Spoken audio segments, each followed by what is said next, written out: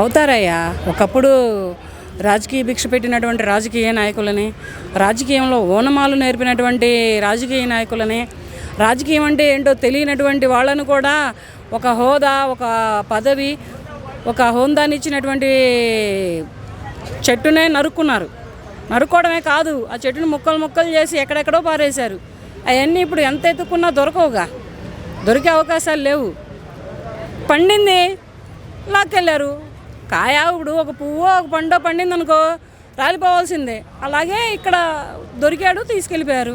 మరి ఎవరిని బెదిరించాడు, ఎవరిని ఇది చేశాడు? బెదిరిస్తే ఊరుకుంటారా? బెదిరిస్తే ఊరుకునే ప్రజలు ఇవాళ రేపు నీ దగ్గర ఎంత రౌడీ ఈజీ ఉంటే మాత్రం అట్లా బెదిరిస్తావా? ఎవరిని పడితే వాళ్ళని బెదిరించావు. నేను కాదలా చెప్పలేదన్నాడు, కానీ బెదిరించావు.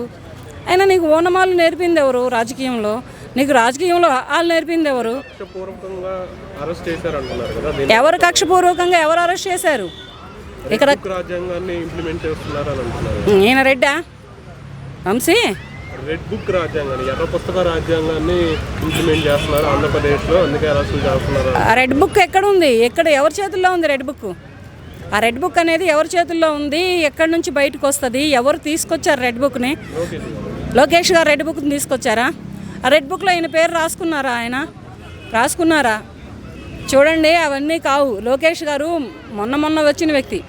చంద్రబాబు నాయుడు గారు ఎప్పటి నుంచో ఉన్న వ్యక్తి రాజకీయాల్లో. గత 45 ఏళ్ల బట్టి ఆయనకి రాజకీయం ఏంటో, రాజకీయంలో ఒడిదుడుకులేంటో, బాధక సాధకులేంటో, ప్రజల కష్టసుఖాలేంటో, ప్రజల కష్టాలేంటో అన్నీ తెలిసి ఉన్నప్పుడు ఏంటంటే అతన్ని హెచ్చించి మాట్లాడటం, అతనికి వల్గర్ మాటలు మాట్లాడటం, అతన్ని బూతులతో తిట్టడం, నీకు రాజకీయాలు నేర్పినటువంటి మనిషినే నువ్వు అట్లా మాట్లాడతావా?